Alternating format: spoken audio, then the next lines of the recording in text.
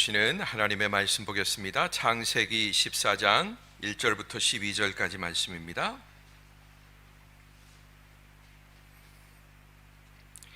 창세기 14장 1절부터 12절까지 말씀을 한 절씩 교독하겠습니다.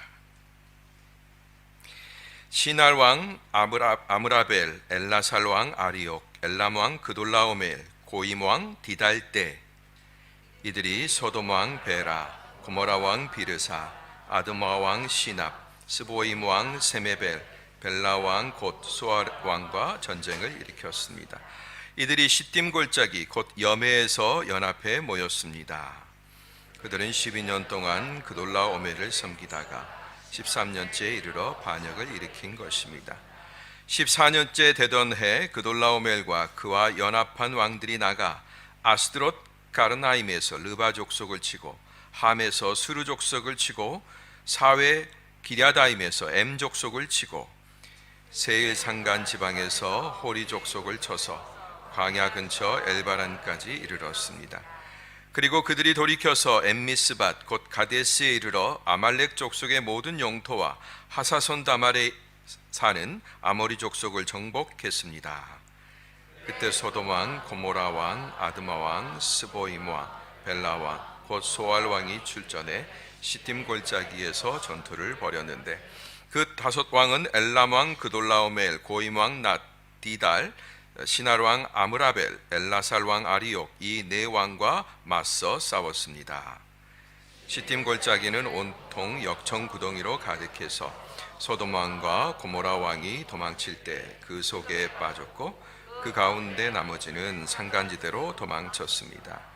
네 왕이 소돔과 고모라의 모든 물건들과 양식들을 다 빼앗아 갔고 또한 그들은 소돔에 살고 있는 아브라함의 조카 롯도 사로잡고 그의 재산까지 약탈해 갔습니다. 아멘. 지난주에 제게 이런 일이 있었습니다. 금요일 저녁에 설교 준비를 다 마치고 이제 여유롭게 커피 한 잔을 하려고 커피를 타서 거실 소파에 앉아 있는데 그때 멀리서 아주 굉장히 낮은 백고동 소리가 들리는 거예요. 부 하는 소리가 들렸습니다. 아시는 분은 아시겠지만 저희 집이 보스포러스에서 꽤 가깝죠. 보이지는 않지만 제2대교 다리 난간이 보이는 곳에 제가 살고 있습니다. 그러니까 뭐 별다른 소음이 없거나 그럴 때면 가끔 보스포러스를 지나가는 그런 큰 화물선의 낮은 그 백고동 소리가 저의 집에 들려오기도 합니다.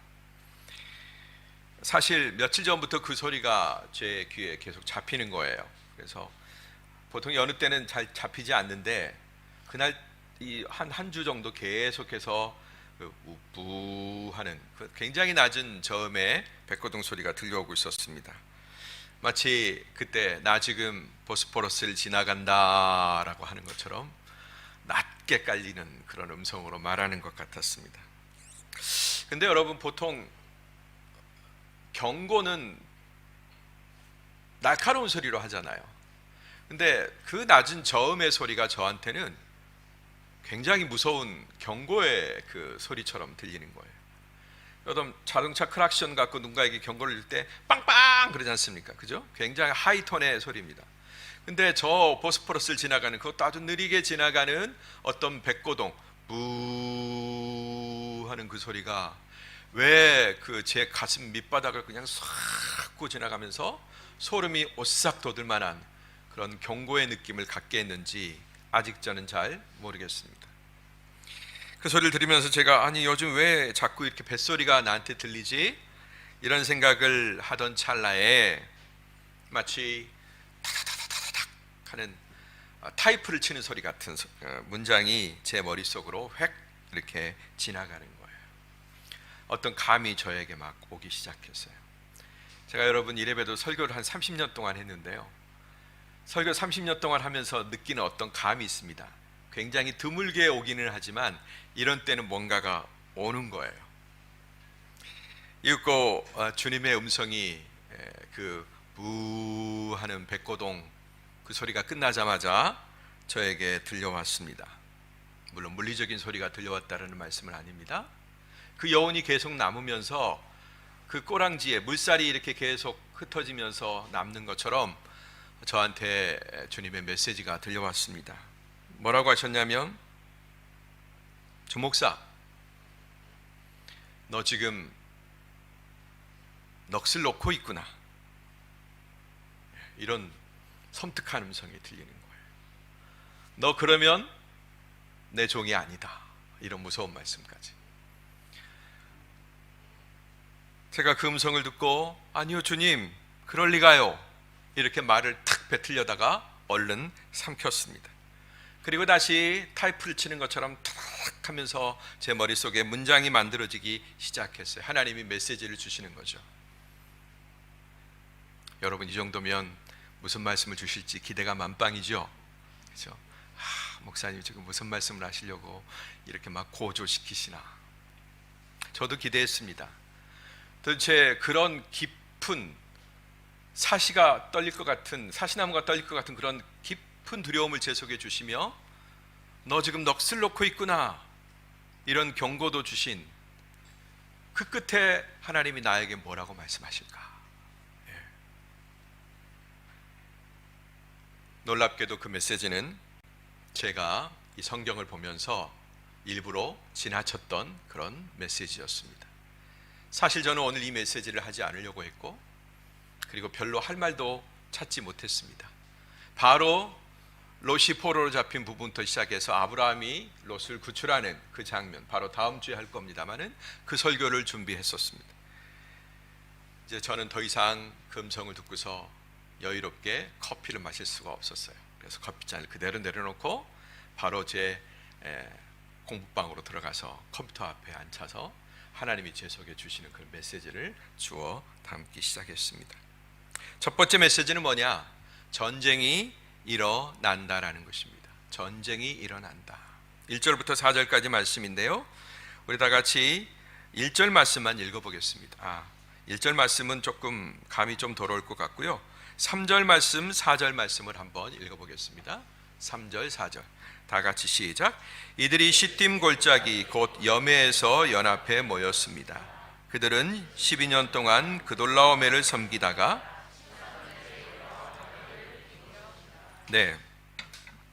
가나안 땅 주변은 많은 부족들이 살고 있었습니다. 아직 이렇다 할 만한 그런 나라가 만들어지기 훨씬 전입니다.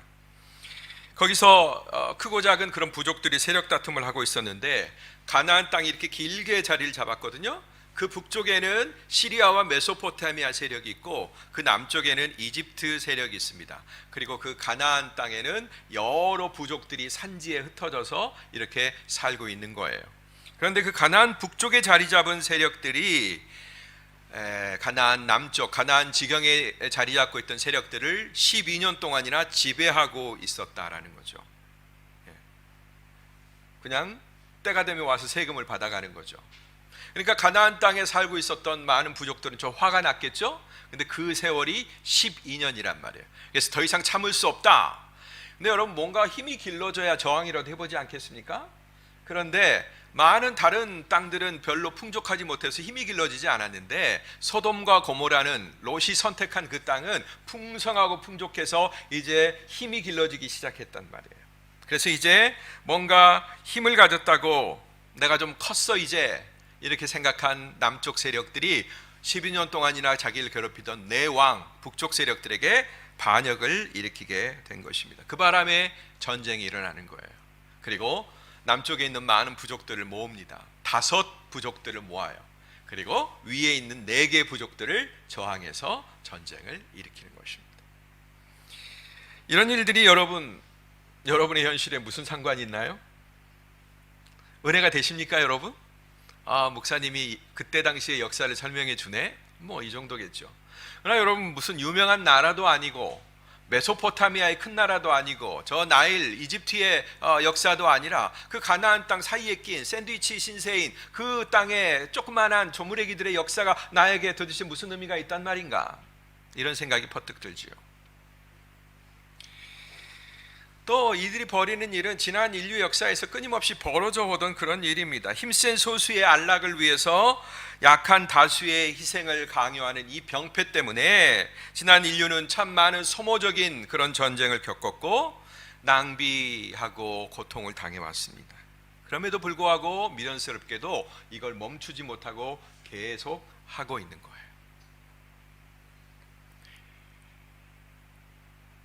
지금 저 러시아와 우크라이나에서 일어나고 있는 그런 일처럼 뭐 별일 아니죠? 늘 우리 주변에서 일어나고 있는 전쟁 아닙니까? 네. 한 번은 그런 전쟁을 일으킬 만한 그런 약간 이상한 사람들 아닙니까? 그죠? 너무나 이런 일들이 많이 들려오니까 우리는 별로 이상하지도 않아요. 그런데 러시아와 우크라이나 그 전쟁이 벌어지고 있는 우크라이나 땅에는 지금 수많은 사람들이 어려움을 겪고 있죠. 우리 1950년도에 우리 할머니, 어머니들이 겪었던 그런 일들을 그대로 겪고 있는 것입니다.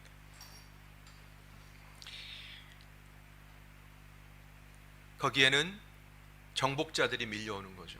우리나라의 저 소련을 등에 업은 김일성의 세력들이 밀고 내려와서 파죽지세로 낙동강까지 내려갔던 것처럼 오늘도 저 북쪽에서 연합한 4명의 왕들이 힘을 모아가지고 1년 동안 힘을 모아가지고 14년째 이제 그들을 쳐들어 왔습니다. 자, 5절부터 7절까지 말씀인데요, 5절부터 6절까지 말씀을 우리가 같이 읽어보도록 하겠습니다. 시작. 14년째 되는 해 그돌라오멜과 그의 연합한 왕들이 나가 아스드롯 가르나임에서 르바 족속을 치고 함에서 스스 족속을 치고 샤웨 기랴다임에서 엠 족속을 치고 세일 산간 지방에서 호리 족속을 쳐서 광야 근처 엘바란까지 이르렀습니다. 네, 역시나 또 인간의 이기적인 욕망을 그대로 보여주는 그런 전쟁 이야기가 계속되고 있습니다. 여전히 은혜가 없어요. 싸움의 이야기가 뭐가 좋습니까? 네. 뭘 보여주죠? 힘을 중심으로 하는 이합 집산이 얼마든지 이루어지고 있는 그 현장을 보여주고 있습니다. 오늘날도 여러분 그러하잖아요. 저 북방에 있는 공산주의 세력이었던 러시아와 중국이 지금 서로 연합해서 힘을 모으고 있고요. 그 다음에 지금 우리 곁에 있는 바로 옆에 있는 EU와 그 다음에 미국 서방의 세력들이 또 거기에 대항하고 있고요. 네. 그런 형국이 지금 벌어지고 있습니다. 그리고 그 사이에서 껴서 우리나라 같이 조그마한 나라들은 여기 편도 못 들고 저기 편도 못 들고 굉장히 힘들어하고 있고 불안한 지금 지경에 있죠. 더군다나 러시아는 에너지를 쥐고 있는 나라인데 이로 말미암아 물가는 오르지 않을까, 기름값 오르지 않을까, 우리의 삶이 불편해지지 않을까. 네, 그 전쟁은 다른 나라에서 일어나고 있습니다만 지금 우리들에게 고스란히 그 영향력이 미치고 있는 거죠. 네. 그런데 누군가는 더 강합니다. 그래서 강한 자는 마술을 뻗쳐서 정복의 정복을 거듭하려고 하죠. 그렇게 가나안의 북쪽 4왕들은 남쪽 5 왕들에게 파죽지세로 쳐들어왔어요. 그리고 남쪽의 5 왕들은 별 뾰족한 저항도 못 해보고 속수무책으로 무너져 내리고 있었습니다. 여러분, 이처럼 우리의 삶에도 불행은 예고 없이 찾아온다라는 것입니다. 여러분, 예고를 하고 찾아오는 불행 만나보셨어요? 그러면 불행하지 않지, 안 그래요? 막아버리니까 미리. 그러나 여러분, 불행은, 사고는, 사건은 내가 예기치 못한 상황 가운데 불시에 나에게 임하는 것입니다.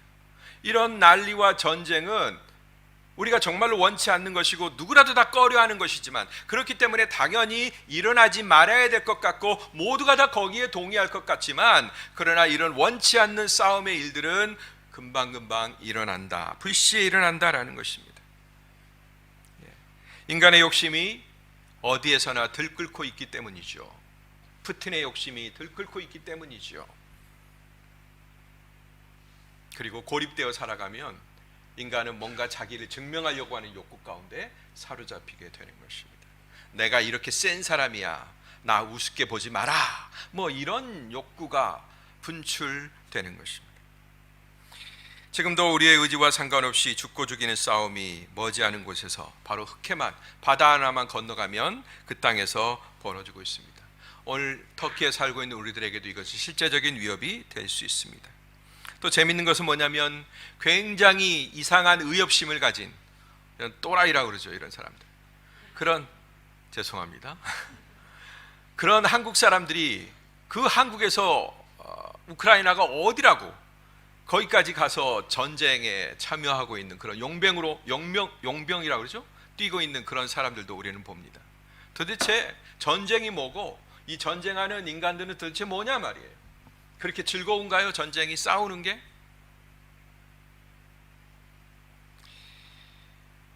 결과는 남방 민족들의 패배로 이어지고 있는 것을 보게 됩니다.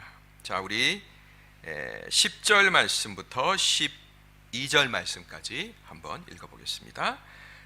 10절부터 시작. 시딤 골짜기는 온통 역청 구덩이로 가득해서 소돔 왕과 고모라 왕이 도망칠 때 그 속에 빠졌고 그 가운데 나머지는 산간지대로 도망쳤습니다.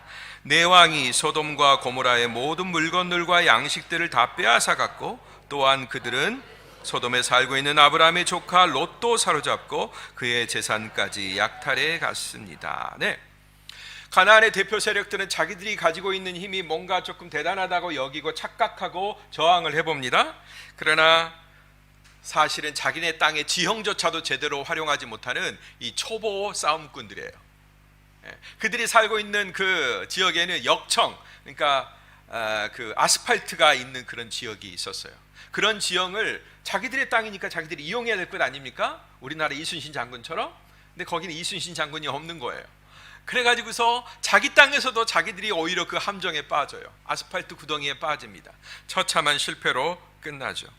전쟁 불능의 상태에 빠지고 나머지 살아남은 자들은 어디로 올라갑니까? 산으로 도망가죠. 뿔뿔이 흩어집니다. 뭔가 그럴싸하게 만들어진 건물들과 문화와 그들의 풍요로움에 취해서 우리가 좀 센 줄로 알았더니 에게 꺼내보니까 아무것도 아니었던 것이 그대로 지금 드러나고 있단 말이죠. 패권에 대한 도전의 대가는 너무 혹독했습니다. 번영을 구가하던 소돔과 고모라의 모든 물건들과 양식들은 다 빼앗겼습니다. 그리고 그 도시의 거민들은 포로로 끌려갔습니다. 그런데 놀랍게도 거기에 아브라함의 조카 롯이 끼어 있었다라는 것입니다. 여기서 우리는 한 가지를 배우게 됩니다. 우리가 어떤 공동체를 택하든지 그 공동체와 한 운명 공동체가 된다라는 거죠. 여러분, 우리는 대한민국 국민이지만, 그죠? 대한민국이라고 하는 그런 나라의 공동체를 형성하는 멤버들이었지만, 여전히 그렇죠. 그래서 선거도 했습니다. 투표도 했어요. 근데 우리는 지금 살고 있는, 우리의 몸이 거하고 있는 땅은 어디예요? 이곳 터키 이스탄불이란 말이에요. 그러면 여러분, 이스탄불에서 벌어지고 있는 일들이 우리는 여기 공동체에 속하지 않았으니까 우리에게는 안 일어나나요?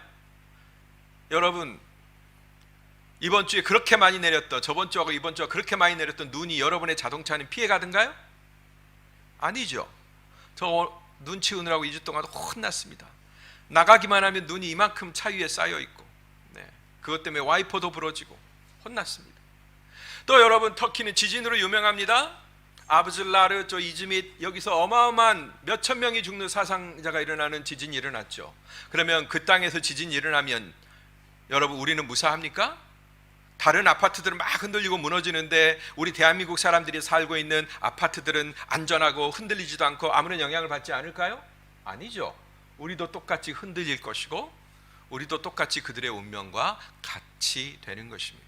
우리가 누구를 선택하든지 우리는 그들과 공동 운명체가 되는 것입니다. 그러면 여러분, 이 터키 땅과 터키 사람들을 사랑하시기 바랍니다. 한 운명인 거예요. 우리는 좀 따분할 정도로 14장에서는 아브라함 시대 가나안의 패권 다툼의 역사를 지금 많이 다루고 있습니다. 아니, 생각해 보세요.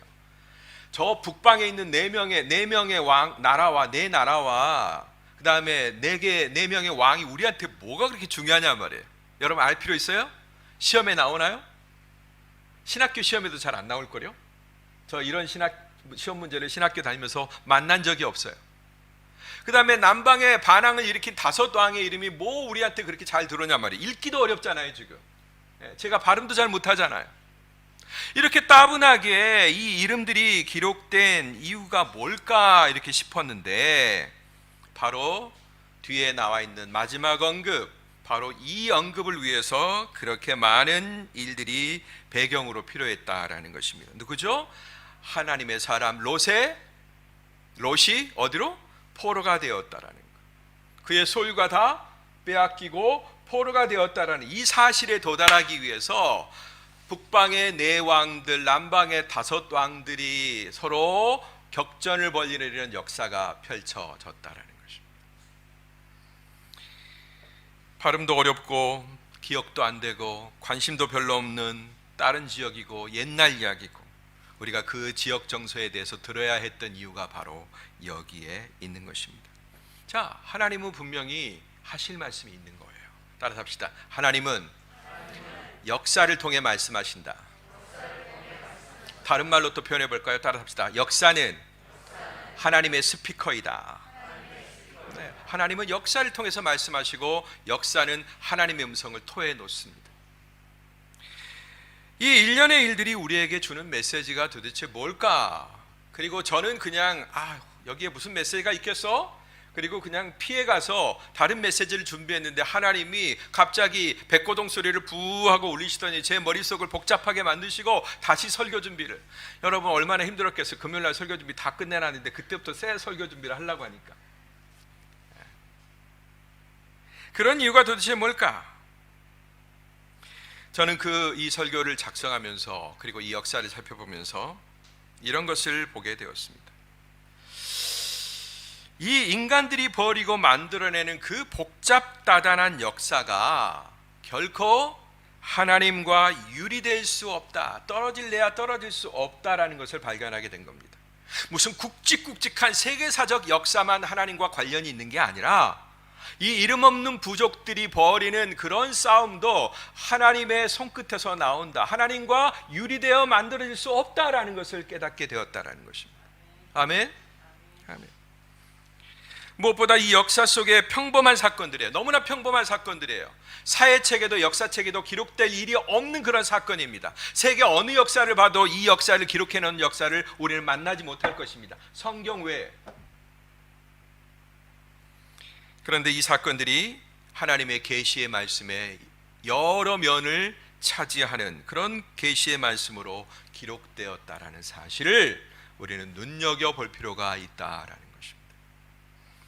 창세기 14장에서 펼쳐지는 이 가나안의 패권 다툼은 그저 그 땅의 몇몇 영웅들, 군왕들이 펼치는 이러쿵저러쿵 하는, 그래서 벌어진 사건 정도가 아니다 이거죠. 거기에는 다름 아닌 하나님의 사람들이 끼어 있었다라는 것입니다. 여러분, 마찬가지로 이 땅 넓은 지구촌에서 벌어지는 수많은 역사 가운데 벌어지는 아주 자질구레한 모든 사건도 하나님과 연관이 있는 줄로 믿습니다. 어떤 사람은 이 코로나가 정말 미워요. 마음에 안 들어요. 그래서 하나님이 코로나를 보내셨다는 사실을 동의하기가 어려워요. 왜? 내가 너무 미우니까.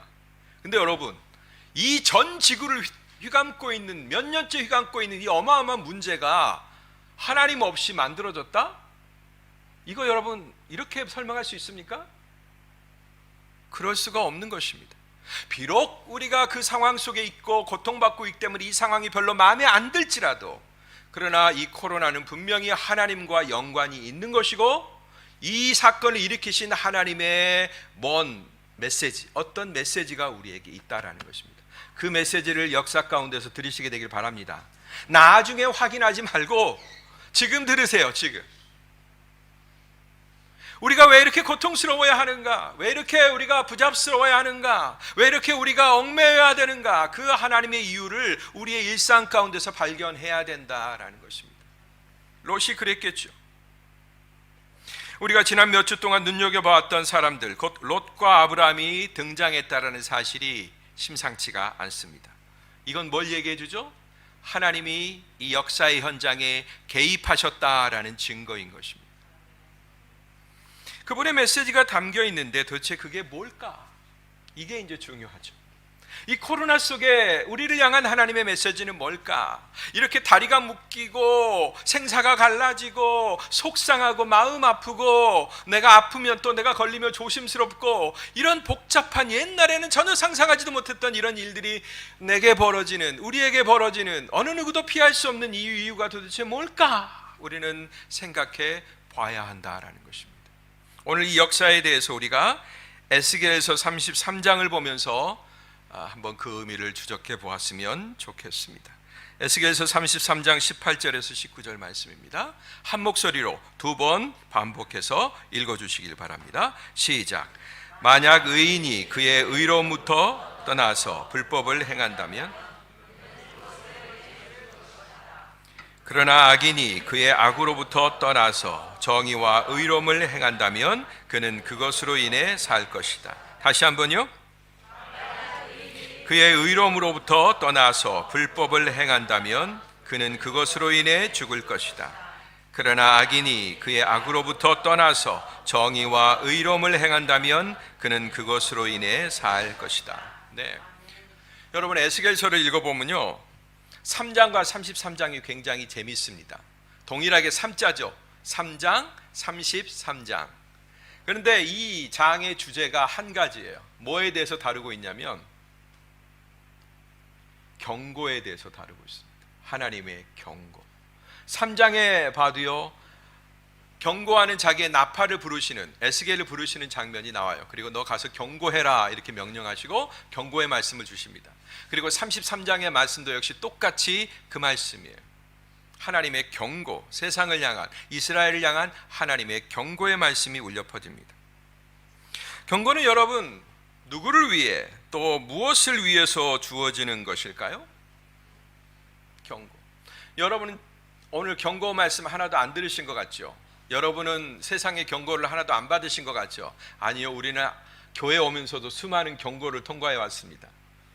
여러분이 통과할 때 멈추기도 하고 출발하기도 했던 신호등이 여러분에게 경고입니다. 그죠? 그 다음에 그어져 있는 차선이 여러분들에게 경고죠. 우리는 그 경고 가운데 살아가고 있는 것입니다.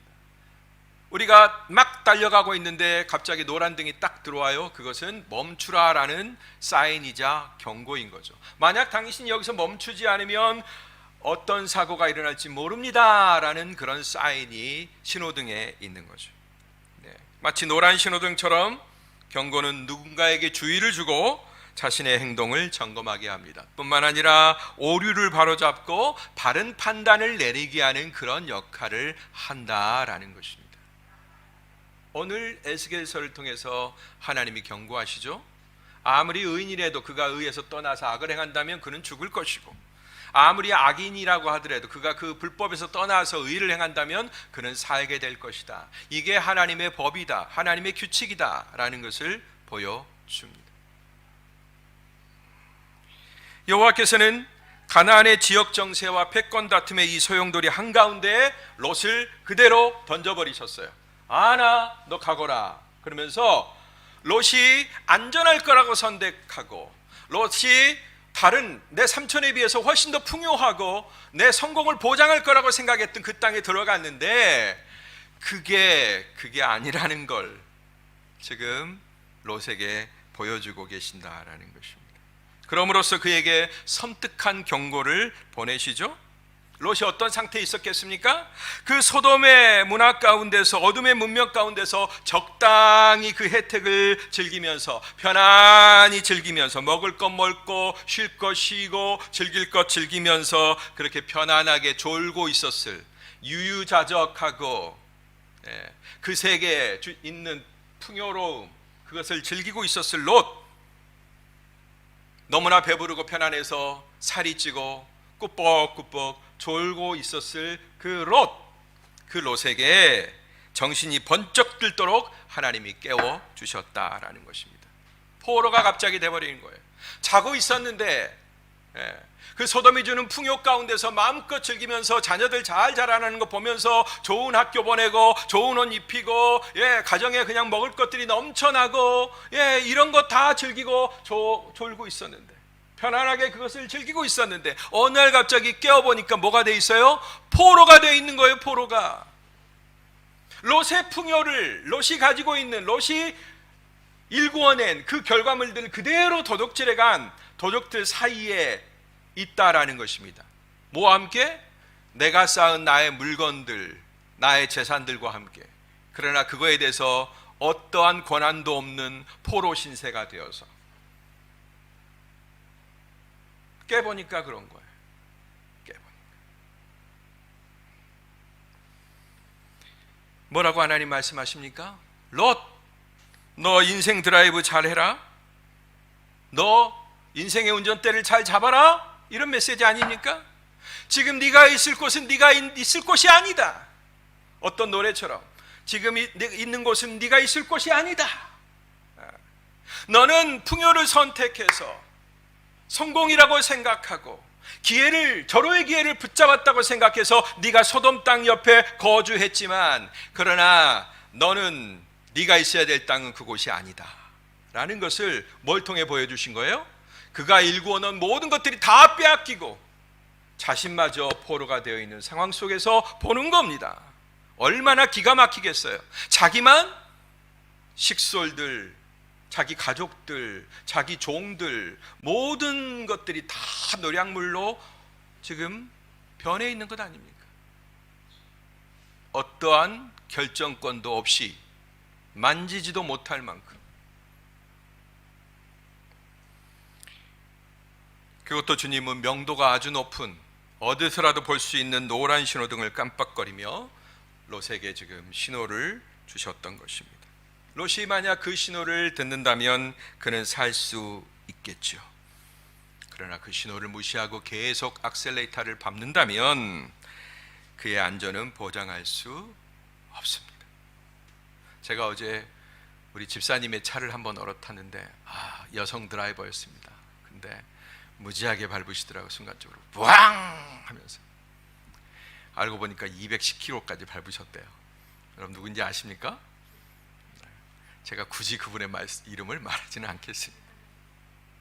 여러분, 그러나 그렇게 하더라도 신호만 지키면 큰 문제가 없죠. 차선을 지키고 신호를 지키면 문제가 없습니다. 그러나 문제는 뭐예요? 내가 하나님이 경고하시는 그 경고를 무시하고 내 목적만 바라보고 내가 가고 싶은 것만 바라보고 무조건 질주할 때, 그때 문제가 일어난다라는 것입니다. 자신뿐만 아니라 그 휘하에 있는, 그의 영향력 하에 있는 모든 사람들이 다 위험해지는 거예요. 그래서 여러분, 남자들의 결정이 중요합니다. 여러분의 가정에서 명심하셔야 됩니다. 자, 지금 여러분 각자에게는 어떤 색 신호등이 켜져 있습니까? 파랑색, 노랑색, 아니면 빨강색? 파란색은 얼마든지 이대로 경영해도 좋다라는 사인이겠죠. 노란색은 너 이상해, 여기서 멈춰야 돼 라는 사인이겠죠.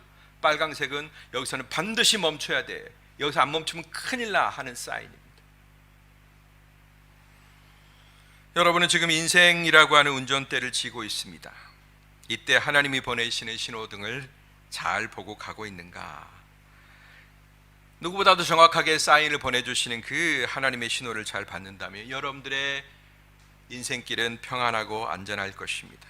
그러나 반면 주의와 경고하시는 그 노란색 사인을 제대로 보지 않고 하나님을 무시하고 하나님의 음성 듣기를 거절하고 여러분의 인생을 경영한다면 아이고, 그때는 상상하기도 어려울 만큼, 싫을 만큼 아찔한 결과를 떠안아야 할 것입니다. 여러분, 포로가 된다는 것이 얼마나 비참한 상황인지를 여러분들이 보실 수 있게 되기를 바랍니다. 포로가 된다. 감사하게도 하나님은 그 사인을 우리에게 뜨문뜨문 보내주시는 게 아니라 아주 자주자주 보내주신다는 거예요. 우리가 교차로를 만날 때마다 하나님은 신호등을 보여주시는 거예요. 그만큼 우리를 아끼시고 사랑하시기 때문이죠.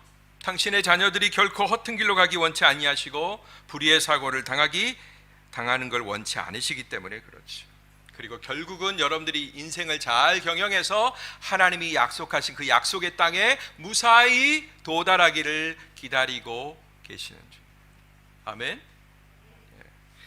그러니 우리들은 더욱더 진지하게 우리의 갈 길을 묻고 우리의 그릇된 길을 삼가고 온전한 길 안에서 정진해야 되지 않겠습니까? 그게 뭐예요? 하나님의 사인에 눈을 부릅뜨고 바라보는 게 뭡니까? 육체적인 사인은 빨간불, 파란불, 노란불 이렇게 금방 색깔로 구분할 수 있습니다. 그러나 우리에게 오는 영적인 사인은 뭡니까? 우리가 하나님의 말씀을 봐야 되고 성령의 지도와 인도를 받아야 되겠죠. 음성을 들어야 되겠죠. 아까 제가 성령의 음성을 들었던 것처럼. 할렐루야. 여러분 내비게이션 보고 운전 많이 하시죠? 내비게이션에 그 나와 있는 지도가 뭐예요? 지도는 하나님의 말씀을 가리키는 거예요. 어디로 가야 되는지 수많은 길이 있습니다. 그런데 시간대에 따라서 교통상 정황에 따라서 다 가야 될 길이 다르죠. 우리의 인생길이 그렇습니다. 그 위를 가고 있지만 우리가 어디를 가고 있고 어떤 목적을 가느냐에 따라서 방향이 달라지는 것입니다. 그때 GPS의 인도함을 받아야 되죠. 오른쪽으로 가십시오, 오른쪽으로 살짝 트십시오, 왼쪽으로 가십시오, 유턴하십시오 하는 그 사인을 받아야 되겠죠. 그게 뭐냐? 그게 바로 성령의 음성인 겁니다. 할렐루야. 이 음성은 언제 들려오느냐? 우리가 하나님의 말씀에 집중하고 거기에 나타나 있는 하나님의 뜻을 막 발견하려고 하고 기도하며 나아갈 때 여러분 성령의 음성이 들려오는 줄로 믿습니다. 지도만 본다고 다 되는 게 아니잖아요. 그죠? 말씀을 봐도 우리가 모를 때가 많이 있잖아요. 우리의 지성과 이성의 한계 때문에 우리는 모릅니다. 그러나 이 말씀이 어떤 말씀이며 어디로 가야 되는 것인지는 지도 속에서 성령이 가르쳐 주시는 거죠. 그 지도의 저자이신 성령께서. 아멘.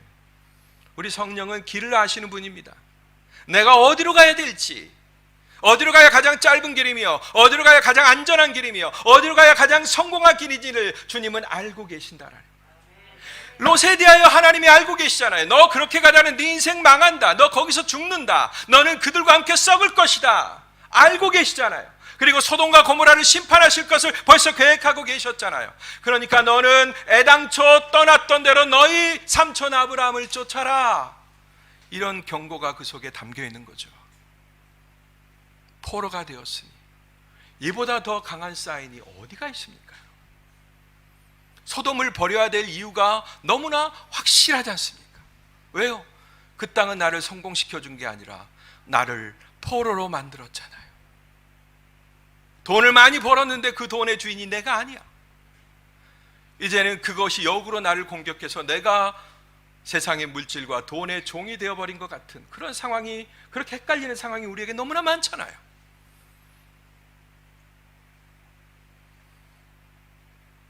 이렇게 되기 위해서 우리는 우리 인생의 교차로를 만날 때마다 주님이 보내주시는 신호등을 잘 살펴볼 수 있게 되길 바랍니다. 멈춰야 될 때서 멈추고, 출발해야 될 때 출발하고, 좌회전해야 될 때서 좌회전하고, 우회전해야 될 때 우회전하고, 이렇게 하나님이 보내시는 사인을 면밀히 살필 때 우리의 인생은 안전하고 평안하고 결국에는 우리가 가고자 하는 온전한 목적지에 도달할 수 있을 것입니다. 기도하셔야 합니다. 그래야 음성이 들려옵니다. 이제 우리 교회가 기도하는 교회로 탈바꿈되기를 주의 이름으로 축복합니다.